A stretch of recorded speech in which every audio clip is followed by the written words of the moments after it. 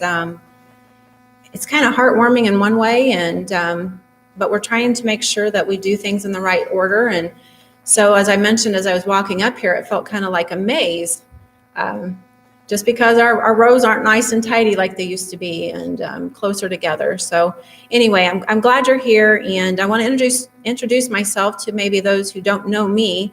I'm Christy Harris. I'm the Chief Operations Officer. And we have some other staff here. We have Brent Swan, he's our infection preventionist, and Sabina Thomas, our administrator, resident care director, and Melissa Miller, who's our director of nursing. And we're here today to talk a little bit more about the changes that we're going to have for visitation in our community.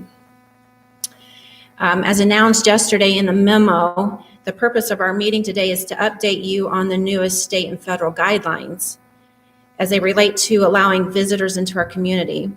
In the recent memo to the state agencies, the Centers for Medicare and Medicaid Services stated, while CMS guidance has focused on protecting nursing home residents from COVID-19, we recognize that physical separation from family and other loved ones has taken a physical and emotional toll on residents. Residents may feel socially isolated, leading to increased risk for depression, anxiety, and other expressions of distress.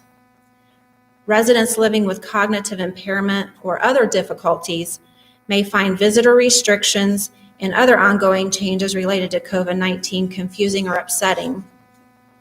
CMS understands that residents derive value from the physical, emotional, and spiritual support they receive through visitation from family and friends. In light of this, CMS is revising the guidance regarding visitation during the COVID-19 public health emergency. Many of you have expressed your appreciation to staff for the efforts being made to ensure your safety, and for that we're grateful. As we transition to welcoming visitors back into our community, we are continuing to work hard to do so in a safe way. We will continue to follow the core principles of infection control as visitors begin entering our community into the licensed areas of residential living, healthcare, and Crestwood. Outdoor visits are still preferred in all areas due to the reduced risk of infection. Staff will continue to host these visits and sanitize the visit areas. Of course, we will continue to have alternate indoor locations available as the weather continues to get colder. To keep social distancing standards, these visit areas are limited to 4 visitors. Unscheduled outdoor visits are now permitted. Those of you with private patios are welcome to receive visitors there. If you wish to use outside common areas or walk the Timbercrest campus, feel free to do so, but please wear masks and keep a safe distance from your visitor. Regular sanitation is not performed outside except for the scheduled outdoor visits mentioned a moment ago. We ask that you do not visit at the chapel entrance or the Sea Wing patio, since these areas are used for those scheduled outdoor visits. Alternately, visitors are now able to visit you in your apartment without scheduling a visit. Your visitors are able to come to the main entrance during business hours and extended hours, which are on Tuesdays and Thursdays, as noted on your memo from yesterday. Your visitor will need to screen in, and they will need to follow infection control instructions. Visitors are limited to 2 per visit in the resident apartment. Also, it is important indoor visitors check out at the end of their visit. So if you have a visitor who comes in and screens in, they'll also need to check out at the main entrance or wherever they screened in at. And for you, that would be the main entrance. If a visit ends after the screening desk closes, there will be a checkout form to log their checkout time on that form.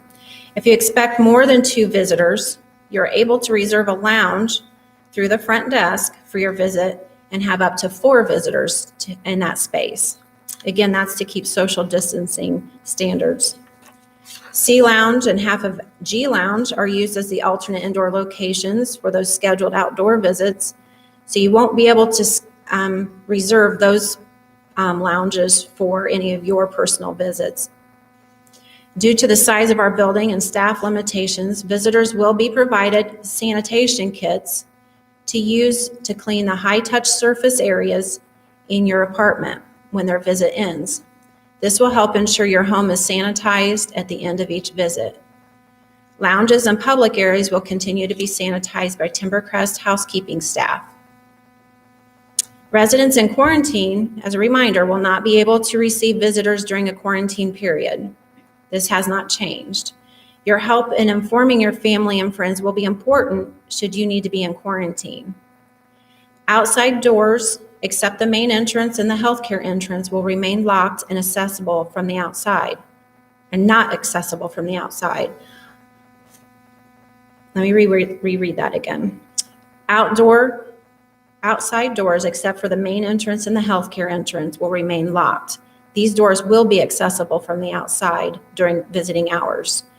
All visitors are to screen in at the main entrance during the established hours. Do not admit your guests throughout other doors for the safety of our community. This is going to be very important. We need to make sure to screen in all visitors. Please do not let your visitors in through other doors. Please have them screen in at the front office during the regular visiting hours. We are also happy to welcome residents living in the neighborhood homes, giving them more access to the manor again. Neighborhood home residents are able to now participate in scheduled activities and exercise classes, use the fitness center, attend services here in the chapel, walk inside for exercise needs, access the neighborhood market, and use the beauty shop services, among other things. Unfortunately, neighborhood home residents will not yet be able to utilize the dining room services at this time because of safe distancing limitations. All persons visiting in the manor, including neighborhood home residents, are to screen in and limit their time and access to the building to the stated purpose at the time that they screen in.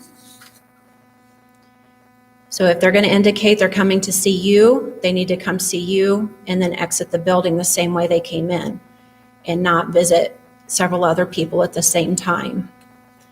So due to infection control standards, we are still not able to allow visitors in the dining rooms or to stay overnight with you or in the guest rooms.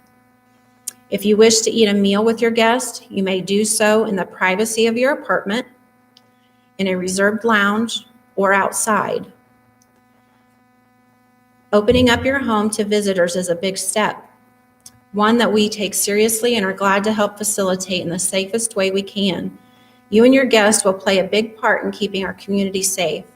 Please abide by the guidelines set forth. When we do have a case of COVID in our community, among the residents especially, we will have to test residents in that area of the community. So there are consequences that will affect you directly should we get a positive case of COVID in our community. So again, all these guidelines are here to keep you well and to keep your neighbors well, as well as the staff and our visitors as well. The COVID-19 public health emergency still is a reality for us all. We want to abide or be able to continue to keep our community open, but it will take all of us to do that. Should we need to close down visits, we will communicate through our established modes of communication, giving as much notice as possible. Of course, it is our hope that we never have to do so, but there is a likelihood that you should plan for. So at this time, I would like to open up to you to ask questions of any one of us. We're glad to help field those questions and to make sure you understand our visitation policies and procedures as best as you can.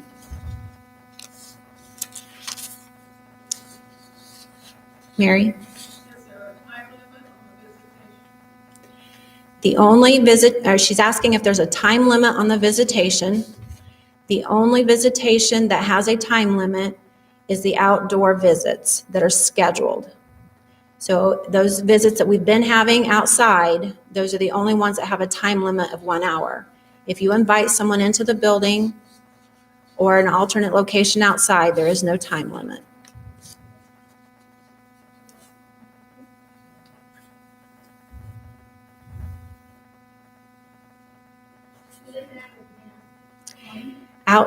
Scheduled outdoor visits do have a time limit of 1 hour. Any indoor visits do not have a time limit.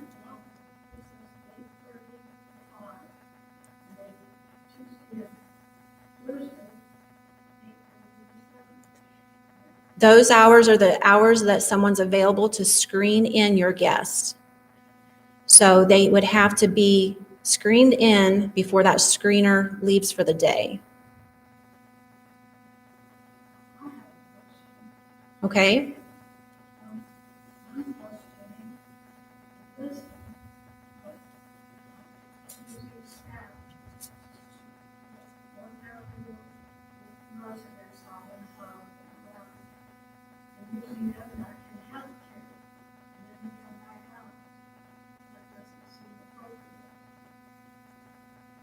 Do one of you want to answer that?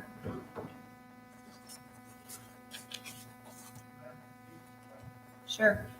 Can you repeat the question? So if I understand right, the question is about staff that's working between healthcare and residential, correct? Okay. And the question is whether that makes sense and whether that's the right thing to do. Yes, it is, in the fact that we are monitoring all of our staff and all of our residents throughout Timbercrest. The guidelines specifically focus on the long-term care, or the skilled nursing side, the healthcare part. And we have chosen to make sure, because our facility is so open, and because not only do we have nursing staff that comes and is able to care in both areas, program and services, we have a lot of staff that go back and forth. So we don't have a real strong divider. And so because of that, we consider all of our facility under the same guidelines. So when we make the decisions for things, we don't just make it for healthcare, we make it for healthcare, residential, Crestwood, everybody, because of that reason. We are not designed to have just staff in one area or the other. And so in doing that, we make our decisions knowing that piece. Does that make sense?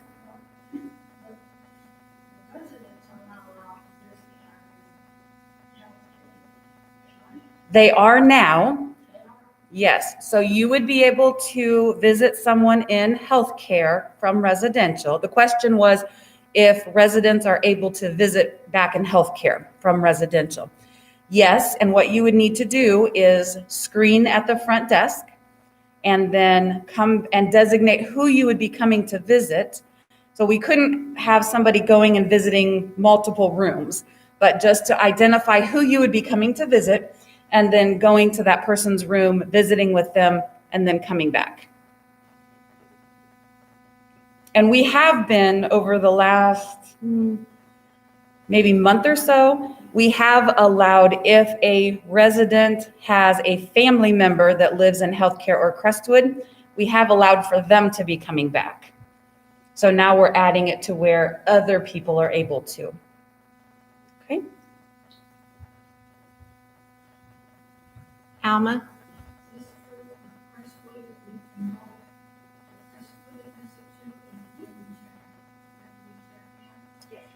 Yeah, the question is if it's true that we could also go to Crestwood to visit if we screen in. And yes, you may.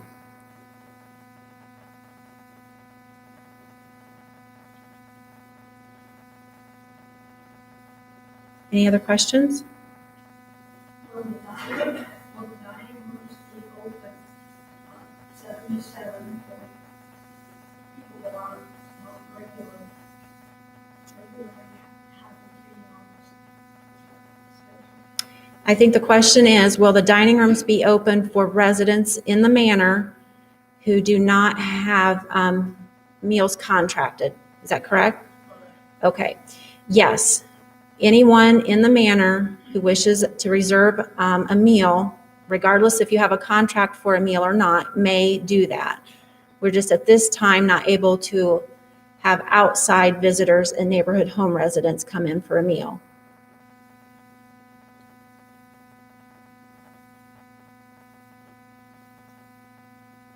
Is there a possibility that we may see that happen again this year? The question is there a possibility we may see outside visitors and neighborhood home residents coming in for meals? We just don't know. At this point, we're saying no. We're thinking that will not happen this year.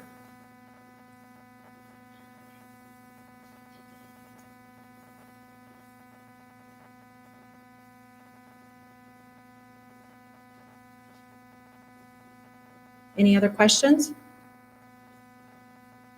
If you do find you have a question about something, feel free to ask. You can ask any one of us, or you can send your question through the front office and we'll get it answered for you. I think that's all I had for us today. I guess have an enjoyable afternoon. This was a very short meeting. Oh, we have one more question. I have another question. What has to happen before the lounges will be open to the family of visitors overnight? The question is what will have to happen before we're able to allow visitors overnight? Brent?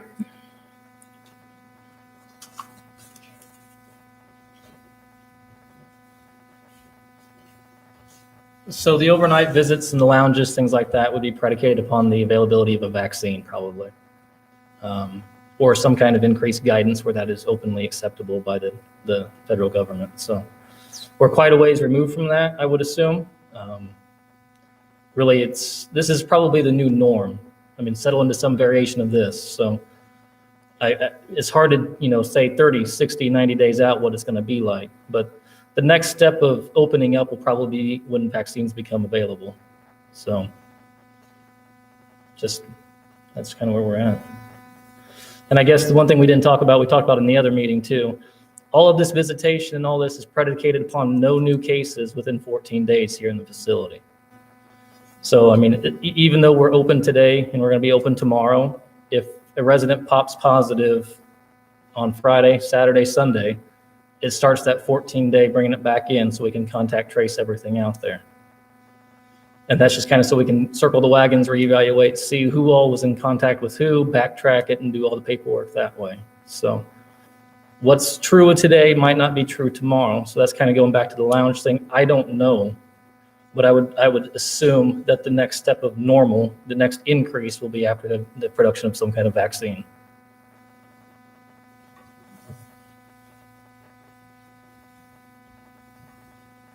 Alma? Okay. If we would like to have them come in and get checked, and then I meet at the park for a time, is that not? Currently, you could go meet them at the park without them coming in to get checked. Now, if you want them in the building, they have to get checked in. Lois? Do I understand that we can have visitors eat with us in our rooms? The question is can we have visitors eat in our rooms? Yes, you may. You just cannot have them eat in the dining room with you. Visits in your room, you can do whatever you want to do for as long as you want to do it, as long as you disinfect afterwards. And we'll provide them with come here. disinfecting afterwards. And of course, you got to do all the things we call normal now. You have to wear a mask. You're supposed to keep 6 feet separate. Brent, why don't you come to the microphone because there's other people listening. Oh, sorry. I'll get the hang of it eventually. All right, so the question was, what can you do in your rooms? You can really do anything you want to do as long as you do the normal things of today, which is wear a mask. You're supposed to keep distance. You can touch them, you can hug them, but you're supposed to do it for very brief periods of time. And of course, we don't openly encourage it, but we're not going to throw you out if you do, type of thing. So by and large, keep 6 feet distance, wear your mask. But yeah, you can eat meals, you can do whatever you want to do. Watch TV, sit on the couch, whatever you want to do, that's up to you. We're not going to police that. Just make sure you disinfect the high contact areas, things that you normally touch, your doorknobs, your chairs, the remote control, whatever you guys combine between the two of you guys in your visits, disinfect it afterwards. Does that answer that?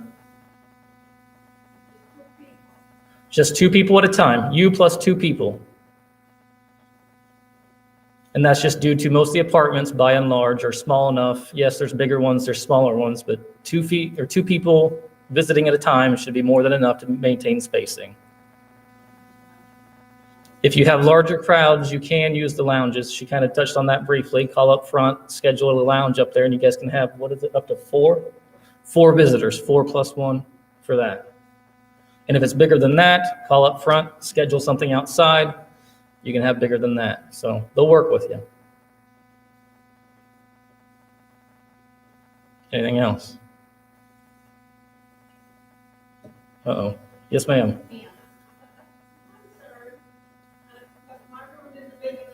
Put up a table. Your room's not big enough to put up a table? So can we go across the hall to lounge? If we have a guest or somebody. Yeah, you would have to call up front and reserve it, yes. So for you, there would be a little bit of a more, thought out process. They can't just show up because, heck, that lounge across the way might be, rented out by somebody else. But yeah, call up front, reserve it when you know you have a visitor, how many visitors you have, and yeah, you can do it. I don't know the size of every room up there, but yeah, if it's too small, yeah, we'll work with you. Yes, ma'am. And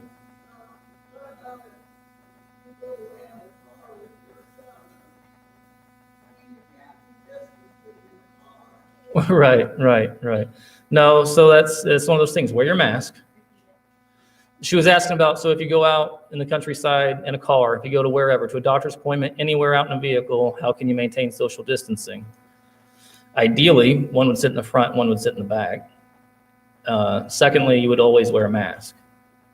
So those 2 things would be the ideal situation. And again, if you can't maintain distancing, wear a mask. So, but you still are allowed to. If you need a family member to take you to a visit, you can do that. They can do that. We're not stopping you from doing that. But again, this goes back to that piece of you guys policing yourselves. You really have to help us out because the easier, the more literal you take these rules, these regulations outside, the less chance of you bringing anything back. So that's kind of how it is. We trust you, I guess. Sorry.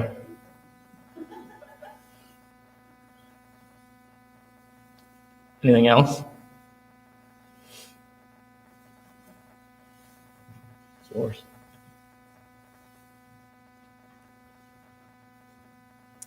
All right. If there's no other questions, again, if you do develop a question, please ask. We can always find the answer for you. Thank you and enjoy your afternoon.